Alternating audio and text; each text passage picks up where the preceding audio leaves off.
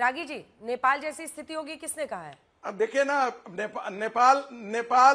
नेपाल की हालत भारत तक भी पहुंच सकती है, ऐसी बातें कहने वाले संजय राउत से लेकर के इनके कई लोगों ने कहा है। ठीक है, कई लोगों ने, कई नेताओं ने पिछले दिन के, कल से लेकर के अभी तक का इनके ट्वीट पढ़ लीजिए, तब आपको पता लग जाएगा। मैं सिर्फ ये जिक्र कर देना चाहता हूं कि जब राहुल गांधी सड़कों पर आकर के ये कहते हैं कि ये चुनाव आयोग चोर है, ये नरेंद्र मोदी चोर है, तो ये क्या कर रहे हैं? देश की जनता को ये भड़काना चाह रहे हैं।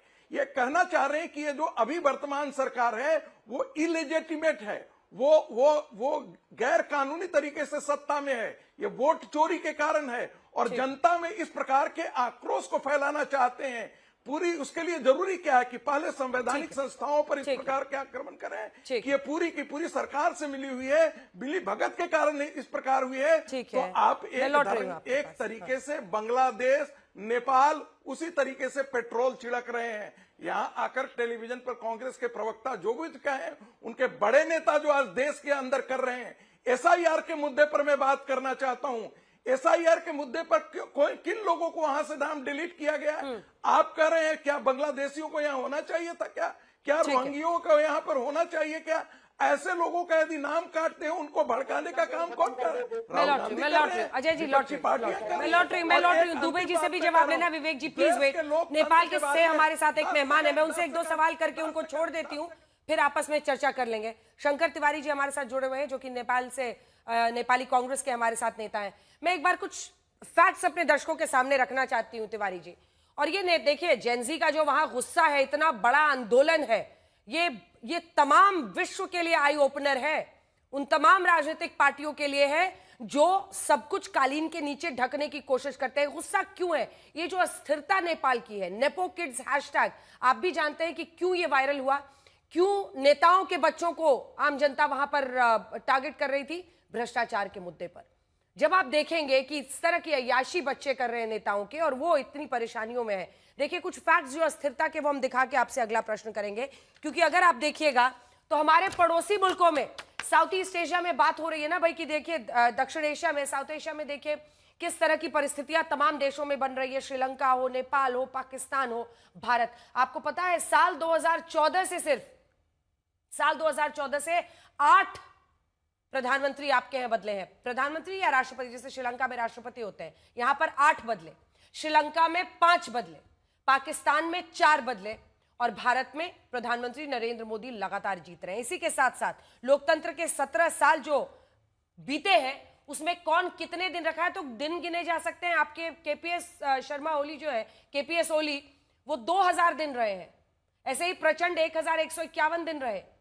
पूरी लिस्ट है जिसमें माधव नेपाल 662 दिन रहे, बाबूराम भट्टाराय 562 दिन रहे, खिलराज रेग्मी 334 दिन रहे। और नेपाल के लोकतंत्र में ओली और प्रचंड को जोड़ लीजिए तो वो नंबर्स भी हम दिखा रहे हैं। इसको बताते हुए मेरा प्रश्न आपसे ये है कि ये जो अस्थिरता है, ये जो भ्रष्टाचार के संगीन इल्जाम है, आप सोचिए ओली जो कि इतने बड़े हीरो थे एक वक्त में लोगों की नजर में, उन पर 100 करोड़ की संपत्ति इकट्ठा करने का आरोप लगा।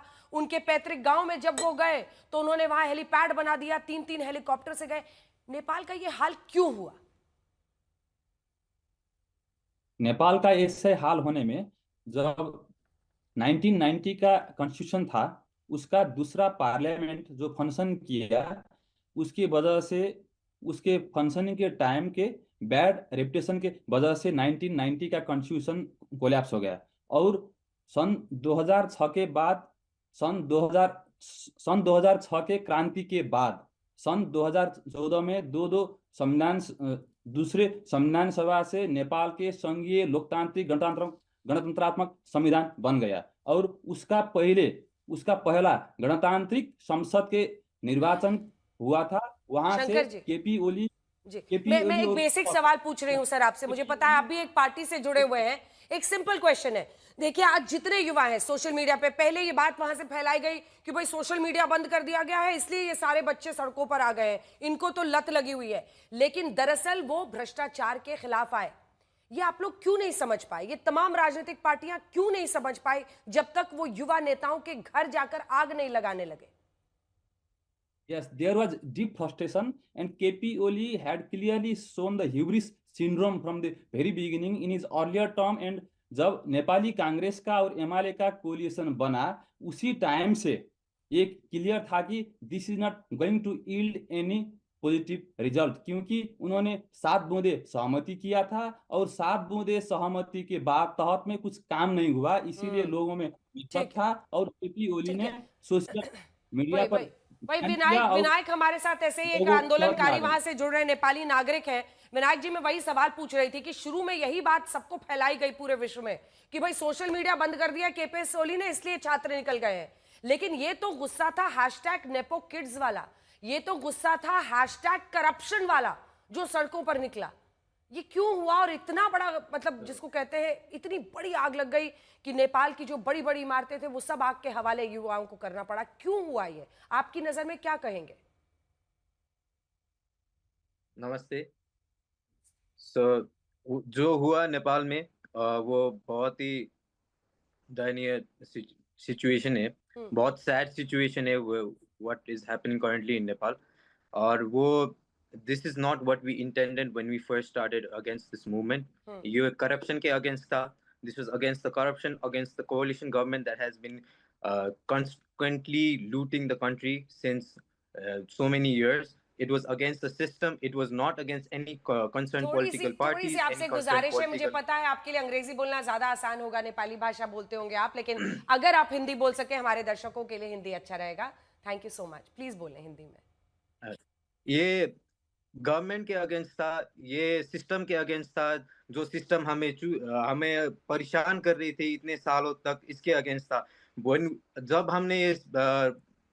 जब हमने ये शुरुआत किया हैशटैग था nepo kids, Vinayak initially- simple भाषा में, जेन जी की भाषा में पूछती हूँ, ये जो हैशटैग नेपो किड्स वहां पर इतना चला, क्या था ये अगेन एक मूवमेंट था against the corruption that has been going on. ये करप्टेड किड्स जो अपने माँ बाप की कमाई हुई काली धन को प्रयोग करते हैं, गलत तरीकों से शो ऑफ करते हैं। और एक चमाटा था, to be honest, to the corrupt political system that we are seeing you, that the government, the nation is seeing you, that वो नेशन देख रहा है कि आप क्या कर रहे हैं, आप कैसे लूट रहे हो पब्लिक को। हमने ये सब करने, अवेयरनेस के लिए, रेज करने के लिए हमने स्टार्ट किया था। बट लेकिन अब अफसोस है आपको कि बहुत ज्यादा जो जी विनायक, अब अंदर से आप लोगों को अफसोस हो रहा है जब ये इमारतें देख रहे हैं, क्योंकि दरअसल ये तो टैक्स पेयर के ही पैसे का था बना हुआ। और अब मतलब आप सोचिए, सिंह दरबार की जो तस्वीरें हमने दिखाई थी बीती रात भी, एक बार फिर दिखा दीजिए। रात भर धू कर इमारतें तो जलती रही, संसद सब जगह। जिस मोड पर हम आ गए अभी, इट इज मोर डेट्रीमेंटल। ये नेपाल की future economy, future system, future politics और फ्यूचर गवर्नेंस के लिए अच्छा वक्त नहीं है। सो ये इस समय में में सबको एक सममित होके, हमें एकजुट होके आगे बढ़ना चाहिए। इसीलिए हम वार्तालाप में आगे रहे हैं। We are in constant communication. The Gen Z movement ये कांस्टेंट कम्युनिकेशन में है हमारे नेपाल आर्मी के साथ। सवाल है जो मैं आपसे पूछ रही हूँ, आपने कहा कि आप लोग बातचीत के जरिए रास्ता, कॉन्वर्सेशन के जरिए आगे खोजना चाहते हैं। भ्रष्टाचार के खिलाफ हैशटैग नेपो किड्स, यानी नेताओं के बेटों की जो काले धन से वो पैसा उड़ाते थे, उन सब के खिलाफ, ये सब समझ में आता है। लेकिन मैं उस अफसोस के बारे में पूछ रही हूँ जब आप अपने ही राष्ट्रीय धरोहरों को इस तरह से जलते हुए देख रहे हैं। और मुझे इस बात का बहुत अफसोस है, और ये खबर हम लोगों ने बार बार आज तक पर दिखाई कि आप में से जो प्रदर्शनकारी थे 22 लोग मारे गए, जिसमें शायद जो खबर आई है कुछ बच्चे भी शामिल हैं। लेकिन ऐसी हिंसा तो दूसरी तरफ भी हुई ना। एक फॉर्मर प्राइम मिनिस्टर की वाइफ तो घर को आग लगा दिया, उनकी मौत हो गई। आप सोचिए 17-18 हजार लोग निकल गए, जेल से भाग गए। झालानाथ जी की बीवी राज्य लक्ष्मी जी की मौत हो गई, 17,000 से ज्यादा लोग जेल से अभी भाग गए हैं। जी ये बिहेवियर जो हुआ है वो जेनजी मूवमेंट वो बिल्कुल सपोर्ट नहीं करती है। Gen z movement is a peaceful movement. वो पीसफुल मूवमेंट से स्टार्ट हुआ था। It was infiltrated by other people, other political parties. कौन even though the outcome is the same. किसने इन्फिल्ट्रेट किया आपके मूवमेंट को? Unidentified people. The initial organisation, जो इनिशियल ऑर्गेनाइजेशन था उसको इन्फिल्ट्रेट किया गया था अनआइडेंटिफाइड पीपल के साथ, पर जो आउटकम निकला है वो इनिशियली इसी ही मूवमेंट से स्टार्ट हुआ था। इसीलिए हमको भी थोड़ा रिस्पॉन्सिबिलिटी लेना चाहिए, पर we have to take into account what actually happened and we have to investigate on what happened actually, and for what we will be coming forward with is a very different movement, a very different Nepal in our context. बिल्कुल, और उम्मीद पर ही दुनिया टिकी रहती है। नेपाल हमारे लिए बहुत अजीज है, बहुत प्यारा एक ऐसा देश है जो हमारा पड़ोसी देश है। पूरी उम्मीदें और प्रार्थनाएं भारत की। आप दोनों का हमारे साथ जुड़ने के लिए बहुत बहुत धन्यवाद, क्योंकि हम सब चाहते हैं कि नेपाल में जल्द से जल्द वैसी ही स्थिरता आए और जो भी नुकसान हुआ है उसकी जल्द से जल्द भरपाई हो पाए। अब दुबे जी के पास चलते हैं। आप दोनों का धन्यवाद, शंकर तिवारी और विनायक जी, हमारे साथ जुड़ने के लिए। आनंद दुबे जी, क्या कह रहे हैं संजय राउत? और फिर जब ये बात चलेगी तो दूर तलक जाएगी ना, और दूर तलक क्यों? अपने ही घर में देखना है क्या चल रहा है। क्यों इस तरह की बात वो करते हैं संजय जी? मिस्टर दुबे। अंजना जी, हाँ, अंजना जी नमस्ते। देखिए, सबसे पहले तो हमें हमारे भारतीय संविधान पर गर्व है। आज चीफ जस्टिस ऑफ इंडिया साहब ने भी कह दिया, हमारा लोकतंत्र दुनिया का सबसे बड़ा लोकतंत्र है। हमारे लोकतंत्र की जड़ें बहुत मजबूत है, तो हमारी तुलना कोई नेपाल से न करे। अरे जिस नेपाल में 2008 के बाद 2025 के बीच में 17 वर्षों में अगर 10 से ज्यादा प्रधानमंत्री बदले जा चुके हों, तो आप समझ लीजिए कि वहां का लोकतंत्र कमजोर रहा है। वहां की जो सरकार है, वहां के जो नेता है, वहां की जो आईबी है, वो ये नहीं समझ पाई, युवाओं का जो गुस्सा था उसको नहीं टटोल पाई। और वहां तो केवल लोग सरकार से ही नाराज नहीं थे, वहां तो समूचे विपक्ष से भी नाराज थे। जिस प्रकार वहां आगजनी की गई, जिस प्रकार वहां हिंसा हुई, आपने देखा कि कुछ नहीं बचा। संसद भवन, मीडिया हाउस, वहां के जो सरकारी दफ्तर, वहां की जो संपत्ति, सबको उन्होंने एक प्रकार से नुकसान पहुंचाया। और इसकी सबसे बड़ी वजह है कि जो वहां के लोकतंत्र में काम करने वाले नेता हैं, वो नब्ज नहीं टटोल पाए। अगर उन्होंने नब्जों को टटोला होता, उन्होंने युवाओं के संवाद की होती, बातचीत की होती,